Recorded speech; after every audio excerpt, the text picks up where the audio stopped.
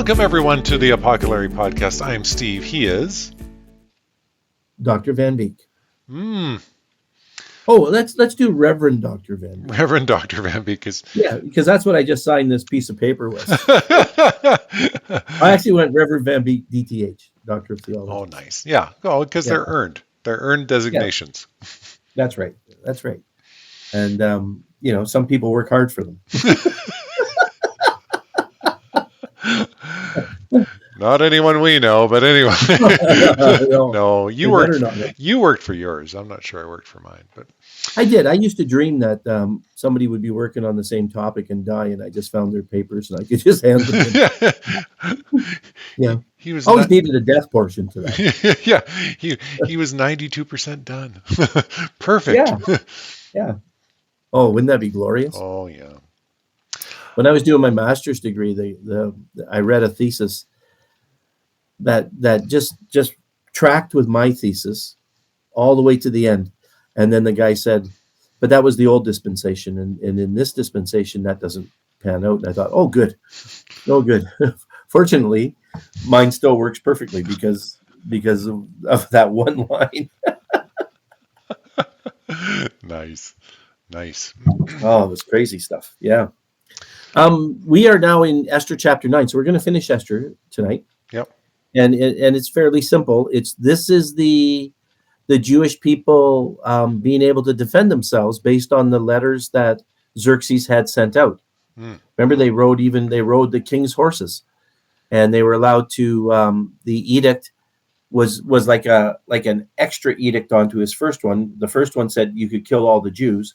The second one said the Jews can all defend themselves against anybody. Remember, even against Persians, which we think is really, really important. Right. Yeah. So that's what we're doing now. Okay. Cool. All right, folks, starting verse 1, chapter 9. On the 13th day of the 12th month, the month of Adar, the edict commanded by the king was to be carried out.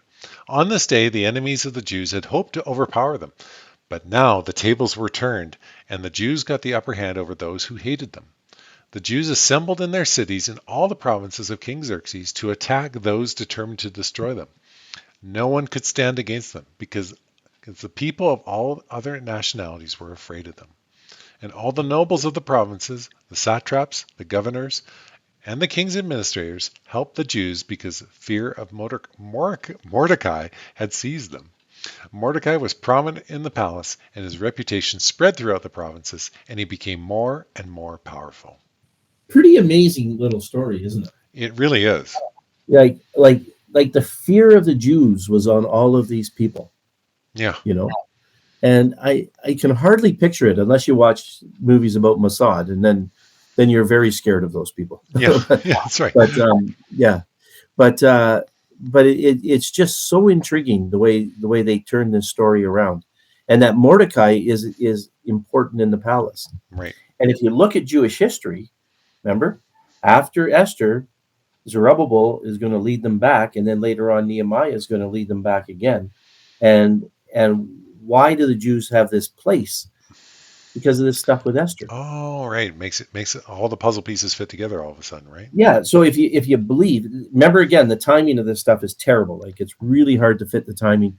Mm-hmm. But we know so little about Persian names and some of these dates that it's really tough to put that together. But it does show you that it wasn't just like Nehemiah just came out of the woodwork somewhere and the king went, hey, why don't you go back to Jerusalem? But there was this whole build up to this thing that God was doing. Mm-hmm. And I'd like to say that God was doing it because I believe that God was making this happen. Yeah. Oh, perfect. Yeah. Okay. All right, verse 5. The Jews struck down all their enemies with the sword, killing and destroying them. And they did what they pleased to those who hated them.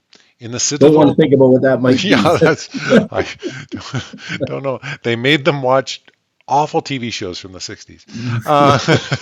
No. In the citadel of Susa, the Jews killed and destroyed 500 men. They also killed a bunch of guys. A bunch of guys. I'm just going to go there because they're tough. Verse 10, the 10 sons of Haman, the sons of Hammedatha, the enemy of the Jews, they did not lay their hands on the plunder. Intriguing, eh? Mm, That's almost an Abrahamic thing. Remember, mm. you guys keep the stuff. I'll just take something to tithe to I'm God, and I don't want it. I'm good with it, Yeah, right? Kind of thing. yeah. Hmm. Okay. Verse 11. The number of those killed in the citadel of Susa was reported to the king that same day. The queen said to Esther, the Jews have killed and destroyed 500 men and the 10 sons of Haman in the citadel of Susa. What have they done in the rest of the king's provinces? What is your petition? It will be given to you. What is your request? It will also be granted. Isn't that cool? Yeah. Yeah. It's So not, they've killed them all. What else do you want? yeah. Yeah. He really liked Esther. Yeah. Esther didn't miss a beat here because verse 13, if it pleases the king, Esther answered, give the Jews in Susa permission to carry out this day's edict tomorrow also, and let Haman's 10 sons be impaled on poles. Yeah, you're not going to say she was a soft woman. No, no. Once she found her voice, oh, did she find her voice? So people Wow. in this generation would probably say, well, if I lived back then, I wouldn't do that stuff. They didn't live back then. No, no. No, That's presentism at its best. that's right. That's right. So it is kind of neat. Yeah. What's happened. I still prefer gallows because impaled still is much for me, No. but impaled is probably more correct. Yeah. Verse 14 now, folks. So the king commanded that this be done. The edict was issued in Susa, and they impaled the 10 sons of Haman. The Jews in Susa came together on the 14th day of the month of Adar, and they put to death 300 men, but they did not lay their hands on the plunder. Yet again. Again, yeah, no, we're not touching the stuff. 16. Meanwhile, the remainder of the Jews who were in the king's provinces also assembled to protect themselves and get relief from their enemies. They killed 75,000 of them, but did not lay their hands on the plunder. This happened on the 13th day of the month of Adar. On the 14th, they rested and made it a day of joy and feasting and joy. Yeah, I think they would have had to go somewhere else for the feasting and joy. Yeah. It would smell bad there. Little much. Yeah. Little Just much. Just roll a guy over and sit on him. yeah, push that guy out of the way. Yeah, don't worry about the flies. It's fine. Oh. Okay. 18 now. The Jews in Susa, however, had assembled on the 13th day and the 14th, and then on the 15th they rested and made it a day of joy, or feasting and joy. That is why the rural villages, those living in, or rural Jews, those living in villages, observe the 14th day of the month of Adar as a day of joy and feasting, a day for feasting, or a day for giving presents to each other. Oh. Yeah. Isn't it interesting? It's sort of an explanation of Purim, isn't it? Yeah. Yeah. And why do we do this on different days? Well, they finished killing their guys and they stopped on the 14th. And here, they had an extra day of killing. And then on the 15th, they celebrated. Yeah. Pretty amazing, actually. Okay, 20. Mordecai recorded these events, and he sent letters to all the Jews throughout the provinces of King Xerxes, near and far, to have them celebrate annually the 14th and the 15th days of the month of Adar, as the time when the Jews got relief from their enemies, and as the month when their sorrow was turned into joy, and their mourning into a day of celebration. He wrote to them to observe the days as days of feasting and joy, and giving presents of food to one another and gifts to the poor. Okay. Very Christmassy, isn't it? Yeah, that's right. 23. So the Jews agreed to continue the celebration they had begun, doing what Mordecai had written to them. For Haman, son of Apatha, the Agagite, the enemy of the Jews, had plotted against the Jews to destroy them, and had cast the pur, that is, the lot, for their ruin and destruction. But when the plot came to the king's attention, he issued written orders that the evil scheme Haman had devised against the Jews should come back onto his own head, and he and his sons should be impaled on poles. Thanks, Esther. Therefore, these days are called Purim, from the word pure, or pur.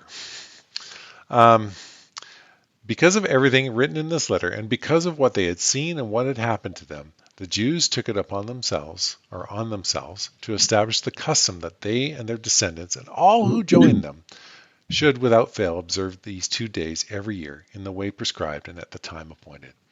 These days should be remembered and observed in every generation by every family in every province and in every city. And these days of Purim should never fail to be celebrated by the Jews, nor should the memory of these days die out among their descendants.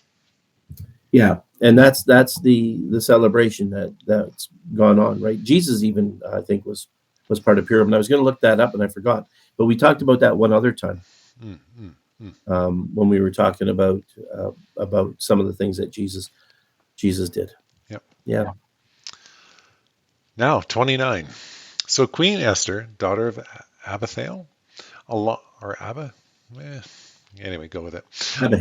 Abihail, along with Mordecai the Jew, wrote with full authority to confirm the second letter concerning Purim.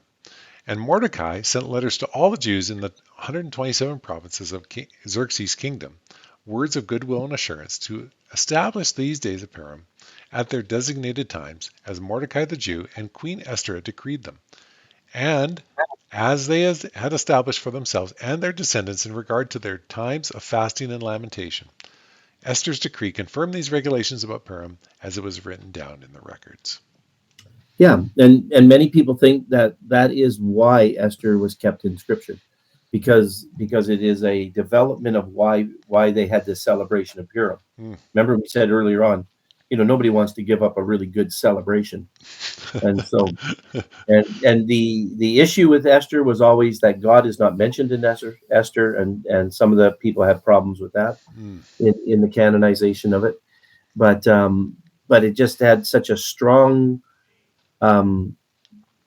godly aspect to it about the leading of the Jewish people, and it's their feast. All right, so here we are at chapter 10. Chapter 10. Oh, by the way, I did take a look, and we're not sure if Jesus celebrated Purim in John 5. There's an argument whether it was Sukkoth or Purim or something else, but it may have been Purim that he was, because they call it the Lesser Festival, by the way. Oh, interesting. Yeah. It's not as important as like Day of Atonement or things like that, of course. Yeah. But still, something to celebrate. Oh, if you can't celebrate a good slaughter. We were going to be annihilated, but we actually got to kill them all instead. And really, if we're being, a little more careful for our audience, we'd say it's just God's deliverance of his people at this time. Yeah. So. Okay, so let's read this little bit of chapter 10. It isn't much, folks. King Xerxes imposed a tribute throughout the entire empire to its distant shores, and all his acts of power and might, together with a full account of the greatness of Mordecai, whom the king had promoted, are they not written in the book of the annals of the kings of Media and Persia? Mordecai the Jew was second in rank to King Xerxes, preeminent among the Jews, and held in high esteem by his many fellow Jews, because he worked for the good of his people and spoke up for the welfare of all the Jews. Pretty good story. He's almost comparable to Joseph. Right. Who became second over Egypt. Right. Yeah. And Mordecai, second over even a greater actually place than Egypt was. Yeah. It was a greater nation than Egypt was. Yeah. They actually, at this point in time, I think they owned Egypt. Because they go all the way down to Cush, right? They're holding. So so pretty amazing thing about a guy named Mordecai. Yeah. And just living his life, doing his thing, not bowing down to an idiot, and God raised him up. Yeah. Could it happen for us? No, I think we always have to bow down to an idiot in our life. I joke. But okay. So pretty exciting story, and I'm glad your mom talked us into doing Esther. Yeah. That was actually turned out to be a great. It really was. Yeah. No, it really was. But thanks for that. It's fascinating to tie that into Israel's history as they come back into the promised land after being exiled.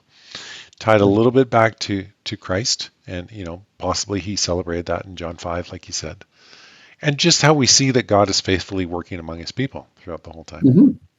So,